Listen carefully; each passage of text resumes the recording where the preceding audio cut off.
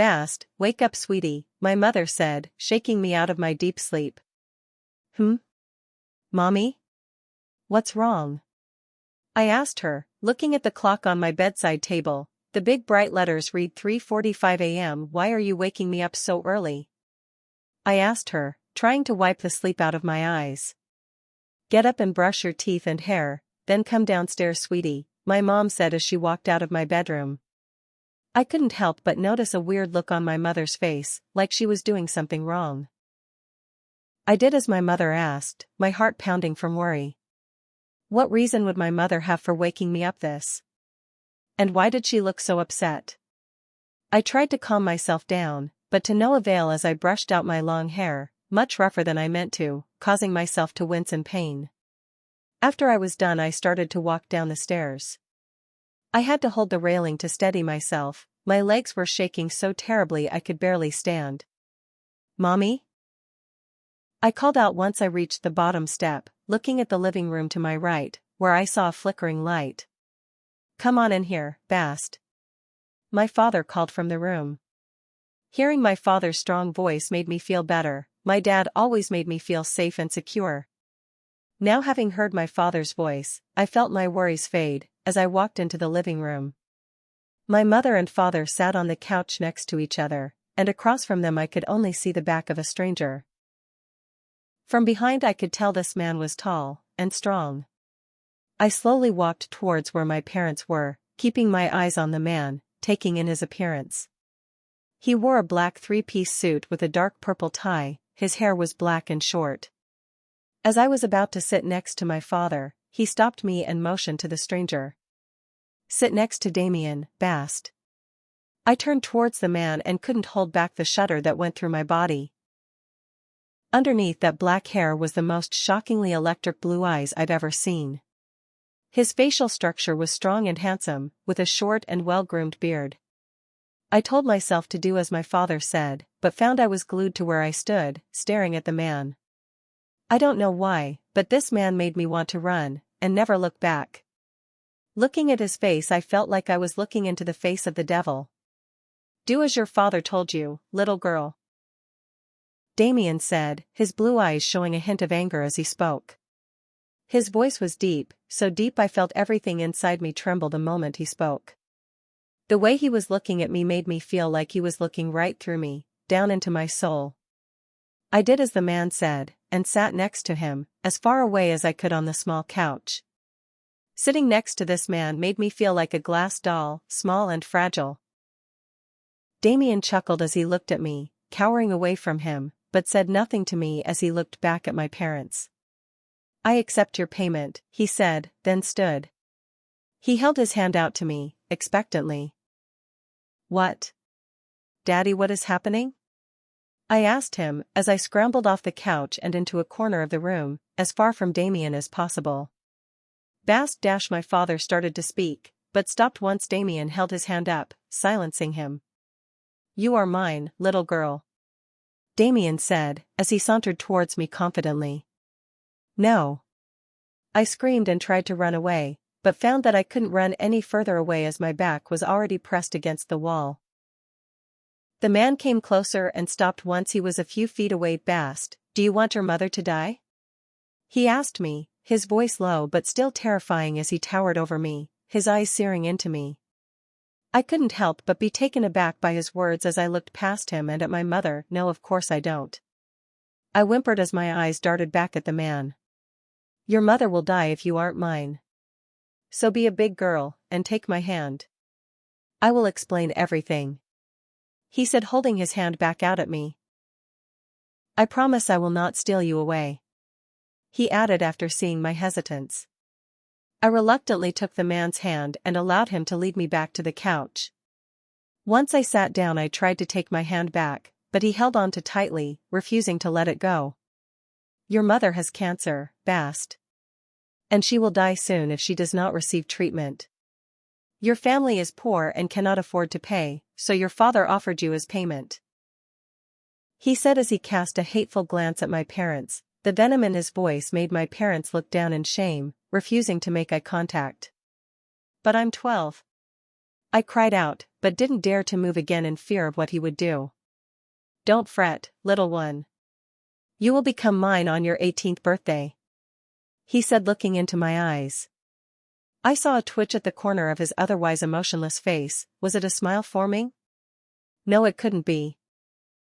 I couldn't hold back my tears anymore, as everything that was happening was too much for me to bear. I yanked at my hand again. This time he released it as I pulled my knees to my chest and wept. "How could you give your own daughter away?" I cried to my parents through my tears. "Bast, don't be selfish," my father suddenly yelled as he stood. "Your mother is dying, and this man will give her the treatments she needs to survive. You think I would choose you over my wife? I never wanted you to begin with." Damien stood up and placed one hand on my father's chest and shoved hard. The force caused my father to go flying through the air, over the couch, and land on the ground behind it. "You will not speak to her in that way. Understood?" he said, his once low voice now hard as steel. "Yes, Mr. Edge," my mother whispered, not moving to check on her husband as she continued to sit, looking at the ground. Why does that name sound familiar? I thought, then the realization dawned on me as I looked at the man through my tears. This is Damien Edge, the billionaire lawyer. Then another realization hit me like a freight train. "Are you really a vampire?" I asked him. "Yes, little one. I am a vampire," he whispered, as he sat back down next to me. Then it all became way too much for me to handle as I started hyperventilating, looking at him, then at my mother. I was gasping for breath, but found I couldn't breathe. "Bast," my mother called, her voice filled with worry as she came over and tried to comfort me. "No, get away from me," I screamed and kicked her in the shoulder. I wasn't sad or upset anymore. I was beyond pissed as I curled into a ball on the couch. "Please just leave me alone," I sobbed as the tears started falling again. Damien wrapped his arms around me and carried me back to my room, setting me down softly on the bed before tucking me in. He stayed with me until I'd calmed down, not caring how much I kicked and screamed at him. Once I was too tired to fight anymore, he kissed me on the forehead and stood. "I will be back for you, little one," he whispered in my ear before turning and leaving, shutting the door softly on his way out. The last thing I heard before succumbing to sleep was him speaking to my parents. "I will be back for her. If I find that you have harmed my little one in any way, shape, or form, cancer will be the least of your worries." For the next week I didn't eat, and rarely slept. The only time I got out of my bed was to use the bathroom. My parents continually tried to come and speak to me, but I would turn them away every time. I just couldn't believe that they could give me away so easily. What my father said was constantly in the front of my mind. Did he really never want me? Was I such a horrible daughter? On the 8th day of sulking, I woke up to the sun shining brightly into my room, like it was mocking me. I sighed, looking up at the ceiling fan as it slowly rotated, my mind a million miles away. After staring for a while, I grabbed my laptop and flipped it open, staring blankly at the search engine, trying to decide on whether I should or not. After a few minutes I decided there was no harm in doing it. After all, it's not like it would change anything. So I held my breath as I typed his name into the search bar, Damien Edge, then pressed enter. In less than a second I had millions of results in front of me. Most of the headlines reading something along the lines of, "The world's most eligible bachelor," or "The world's sexiest man is also one of the richest." I started clicking on links and read everything I could about the man I would belong to. In every post or news article I read, there were pictures of the man I had nightmares about. In all the pictures he was stone-faced, sober, and intimidating. The complete opposite of the way he acted towards me the night I saw him. I clicked on a link of him standing in a courtroom, speaking to the jury.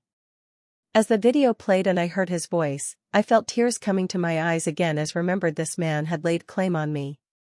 On my 18th birthday, he would come for me. I don't think my closing arguments were even that touching to the jury. A deep voice said from behind me, making me jump up with a scream. Damien was standing in my bedroom, watching me from the doorway, with that same emotionless look on his face. He wore another black three-piece suit, this time with a royal blue tie. "How long have you been there?" I asked, holding my chest as my heart pounded in my ears. "Not long," he said as he came into the room, then sat on the edge of my bed, watching me coldly. He grabbed my arm and pulled me back into the desk chair across from him. "Why aren't you eating?" I tried to speak, but found that I couldn't. "My parents called you?" "Yes, Bast, your parents called to tell me that you haven't eaten in over a week. You haven't stepped out of your room." "Why?" he asked as he leaned closer to me, placing his hands on the armrests to my chair, trapping me from escaping. "Joke's on you, I couldn't move even if I wanted to," I thought, trying to avoid his gaze. "I've just been too upset," I whispered. He stared at me for what seemed like years, then stood and walked out of the room. A while later he came back with a plate of food. My mouth began watering the second I saw it, piled high with spaghetti. He held the plate with one hand, and put his other around my waist, before lifting me and setting me down on the bed. He set the plate in front of me and sat in the desk chair. "Eat," he said, watching me intently. I looked at the plate in front of me, then looked back at him. "Are you going to eat too?" "This is way too much for me," I asked him, then added, "Never mind, I know vampires don't eat." He didn't respond, but instead stood and walked out of the room once more. He came back only a few seconds later with a fork in one hand, and a glass of soda in the other. He put the soda and the fork on my bedside table, then took off his suit jacket. He set it on the chair before sitting on the bed across from me, crossing his legs. I couldn't hold back my laugh as I looked at him. This multi-billionaire vampire was sitting cross-legged across from me, ready to eat spaghetti with a little 12-year-old. "What's so funny?" he asked me, narrowing his eyes. "Nothing," I said, then handed the second fork to him before took a bite of the spaghetti. I'd never had any that tasted half as good as this did. "Whoa, did my mom make this?" He took a bite as well, and chewed slowly before responding, "No, I made it." "Will you cook for me after you come and take me away?" I asked him softly, looking into his eyes, despite everything in me telling me not to. "If it is what you wish, yes," he responded, looking back into my eyes, unwavering. "Why did you accept me as payment?" I asked, feeling emboldened for some reason. "Because I can." "I don't believe you." "Don't ask questions you cannot handle the answers to, little one," he said, putting down his fork, then grabbing the glass and putting it up to my lips. "Tell me, please. All these questions in my head are driving me insane," I said after taking a drink. "Because if I didn't, who else would your parents have offered you to? And would that person wait until you were 18 to take you? What would your parents be willing to do to you, for a cure? I don't think those are answers you truly want, Bast. And I couldn't allow them to do such things to you." "Why not?" "I'm nothing to you," I said, putting down my fork and crossing my arms over my chest. He sighed and looked down before responding, "I was in the hospital the day you were born. The second your scent hit me, I decided you would be mine. From that day, I've kept an eye on you. When I found out that your parents were offering you as payment for treatment, that's when I decided to show myself." "You've been watching me my whole life?" I asked him, feeling my body starting to shake. He noticed that I wasn't taking the news very well, so he moved the plate to my desk and sat on the bed next to me, before pulling me into his arms. "It's okay, little one. You have no reason to fear me," he said, trying to comfort me as I struggled to free myself from his impenetrable grasp. "I have no reason to be afraid? You're a vampire and you said I'll be yours when I'm of age." "I don't want to be a vampire," I cried out, willing myself not to cry. "Who said I would turn you?" he asked, looking down into my eyes, but still holding me tightly. "So you won't make me be a vampire?" "I have no plans on making you do anything you aren't willing to do, Bast. I don't want to marry you," I said immediately without hesitating. "Who said we would marry?" He responded with a chuckle as he finally released me from his arms, but still held my hand, making sure I couldn't run away. Fine, then I don't want to belong to you. When did I ever say you would belong to me, little one? I said you are mine now. He said, and make me drink more soda before continuing. You are your own person, you will not belong to me. But you are mine. That sounds like the same fucking thing. I screamed, unable to restrain myself any longer as I burst into tears again. He sighed and wiped the tears from my face, patiently waiting until I calmed down before saying anything further. If you belonged to me as a possession, then you would be nothing more than an object to me. Which you are not. Instead, you are mine. Meaning I am the only man you will have. Please, Mr. Edge, I want to be alone now. I said, breathing heavily at the weight of what he said. I can't handle any more of this. I screamed in my head. He nodded as he stood and put his jacket back on before leaning down over me. His face hovered only a few inches over mine, and paused. He placed his hands on either side of my head, and lowered himself on top of me. He looked into my eyes for what seemed like an eternity before he spoke. Eat your meals, and don't make this bedroom your prison, little one. I looked back into his eyes, but didn't respond. I got lost in his impossibly hypnotizing eyes, and found it near impossible to break away from them. If you don't promise me, I will be here, every day. Making sure you take care of yourself. He warned as his eyes suddenly went from blue to a deep blood red, and his fangs elongated as his face showed boiling anger, threatening to explode at me. I promise. I said quickly, filled with terror as he transformed in front of me. Good girl. He purred before kissing my forehead, then he stood and walked out of my room, leaving me alone as I'd asked. For the next few years I did as he asked. I ate 3 meals a day, and took care of myself. But from that first night I met Damien, I could never look at my parents the same way again. Anytime I spoke to them, I called them by their first names. After a couple of weeks, none of us acted like a family at all anymore. My respect for them ended, and their fake love no longer showed. 5 years later. Come on, Bast, what are you afraid of? I like you and I know you like me. Jacob said as he took off his shirt and pulled me into his arms. Jacob I started to say, but was cut off as he began kissing my neck and removing my clothes. I fought harder as he pushed me back on the bed and started to slide down my pants. Jacob, I can't. I said, trying to shove him off of me, but to no avail. Stop it, Jacob. Please. Why are you fighting me, Bast? He asked without stopping as he pulled my pants off and started to take down my panties. Suddenly Jacob was no longer on top of me as a black blur rushed past my eyes, tackling Jacob to the ground. There was one short scream, then I could hear a sucking sound.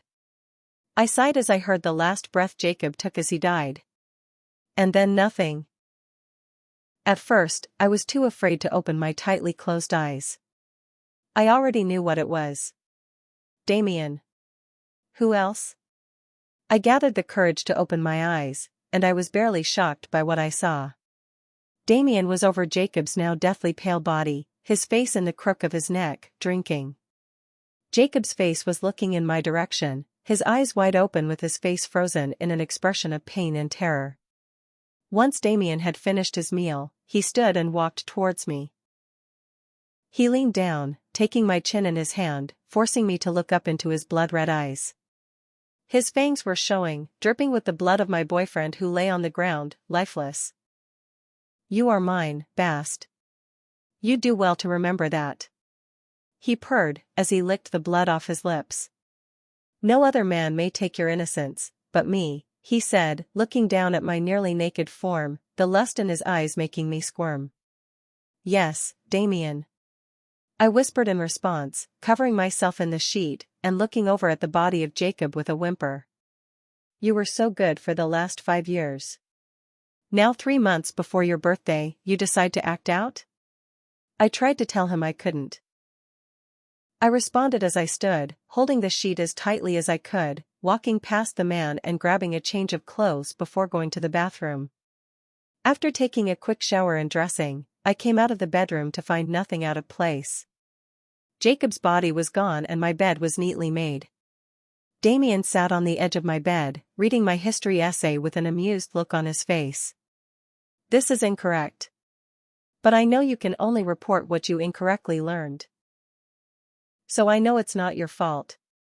I rolled my eyes as I snatched the report out of his hands and threw it back on the desk. Why did you kill him? You could have just made him leave. Because he had the audacity to ignore you, when you told him no. What kind of man would I be if I allowed him to live? He responded as he straightened his already straight tie and looked at me with a smirk. The non-murderous kind? I responded as I sat on the edge of the bed next to Damien to put on my shoes.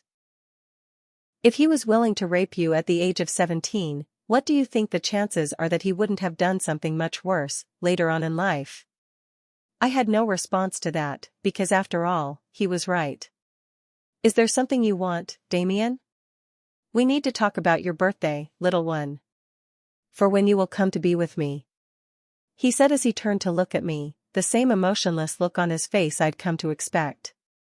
What about my birthday do we need to talk about? I asked him as I finished putting on my shoes. Well, what are your plans for your birthday? He asked me softly, almost like he was afraid of the answer. I looked into his blue eyes and sighed. Damien, you should know I haven't celebrated my birthday in 5 years. I didn't see the point, it's a constant reminder of what's to come. I said before looking away, can we go for a walk? I can still smell his blood and it's making me nauseous. Of course, little one. He responded, standing and holding his hand out to me. Why do you insist on calling me that? I'm not little anymore. I'm nearly 18 I said and stopped short with a laugh. Lord knows I didn't need to remind myself of that fact, every time I see you I'm reminded. He took my hand and walked side by side with me out of the house, and continued to hold my hand as we walked, ignoring me as I tried to pull my hand out of his. It was like holding hands with a steel door. I knew I wouldn't get free unless he allowed me, but I still tried. Yes, you are nearly 18, and I am nearly 250. Both of us are constantly aware of our age when in the presence of each other. I stopped walking to stare at him, unable to stop my jaw from falling open. You're how old? He stopped walking to look at me. Bast, you are much too beautiful to make such ugly faces. When he stopped, he released my hand. I gladly took it back and put it in my pocket. With Damien, that was a win for me, so I accepted it graciously. I glared at him and started walking again, this time into the forest across the street, rather than on the sidewalk. I can't believe you're that old. So how many girls have you laid claim on? None. He responded, taking my hand in his again, with a smirk. He seemed to enjoy showing me just how little control I had when he was around. Fine then, how many girls' hearts have you broken while watching me like a stalker for 17 years? None, little one. I told you, when you came into this world I decided you would be mine. If I wouldn't allow you any man but me, why should I have any woman but you? He said nonchalantly as we walked further into the woods. There were a few big men following us from a safe distance, never taking their eyes off of me. There have constantly been at least 2 men in suits following me since that night, 5 years ago. I knew they were sent by Damien, so I never bothered paying them any mind. But right now their presence was annoying me. I wanted to be alone with Damien. What is the point in the bodyguards? You're a vampire, for God's sake. I said, without thinking. Why did I want to be alone with him so badly? I've spent the last few years trying to hate him.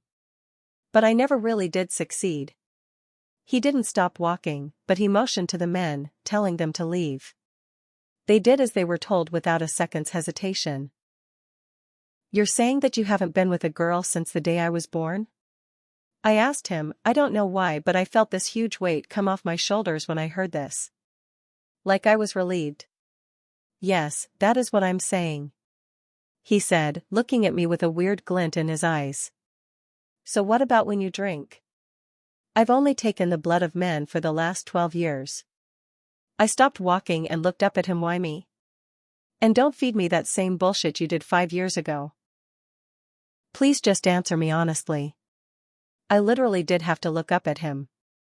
When I was younger I thought I would grow up, and he wouldn't be such a giant to me anymore, but boy was I wrong.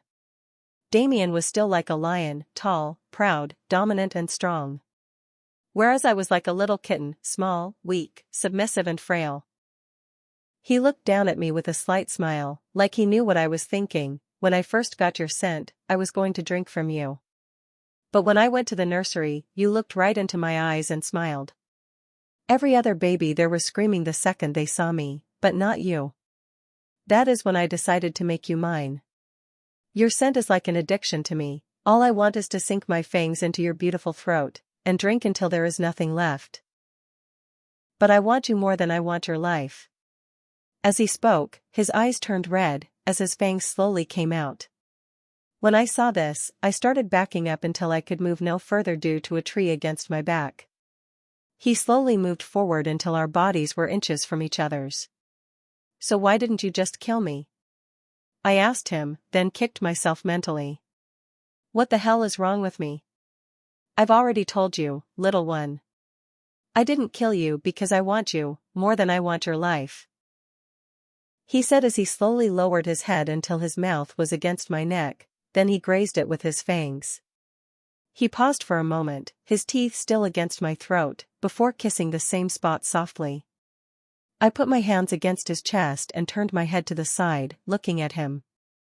I watched as his eyes reverted to their regular blue, and his fangs retracted. I felt this sick sense of sadness, like I wanted him to drink from me.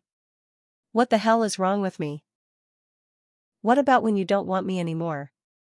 That is impossible, little one, he whispered as his eyes locked onto my lips, his arms wrapping around my waist.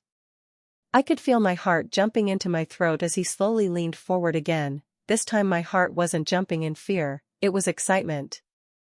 I hated myself for wanting this, wanting him. How is it impossible? I asked, trying to get him to back up. If he didn't back up soon, I was afraid I would kiss him. Because I've waited nearly 18 years to have you. I'll wait another 18 if that is what it takes for you to accept me. I want you, and only you, my little kitten, he purred as he got even closer to me. I wanted him to kiss me, and I wanted him to sink his fangs into me. But at the same time I hated myself for wanting both and either of these. Feeling his body pressing against mine, and his eyes watching me intently, he's waiting for me to show him that I want him. As much as he wants me. After waiting a few moments he slowly ran his hands down, until they met my thighs, then he lifted me so our faces were even with each other's. Why are you fighting against what you want, kitten? He whispered as he brushed his lips against mine. The second his lips touched mine, even for that one fleeting moment, I wanted more. And the second his lips left mine, I was disappointed. I don't know. I responded honestly as I looked down, trying to catch my breath. He put his hand under my chin and forced me to look back up him, before his lips were on mine. He kissed me hungrily, his hands starting to explore without restraint. I wanted him to keep going, but the voice in my head was telling me to stop. It was screaming at me to stop. Bast. Are you out here? My mother's voice suddenly called out. But it didn't stop Damien, he continued to kiss me like he hadn't heard anything. Damien, my mom. I said against his lips. I don't care. He growled. Please stop. I said. He immediately set me down and took a step back. Yes, little one, he said as he straightened his suit jacket, then his tie. I was surprised by what had just happened, and he noticed this. I told you, I won't do anything you don't want me to do. 2. I thought about this for a moment, thinking back to 5 years ago when he first told me this. For the last 5 years I've continually tried to learn everything I could about the man I would spend the rest of my life with, through the internet. And for those years I tried to push him away. But I never tried actually spending time with him, to get to know him personally. I know he would do anything I asked him to, except for letting go of me, that is. Maybe if I get to know him, I won't have this constant battle in my head about him.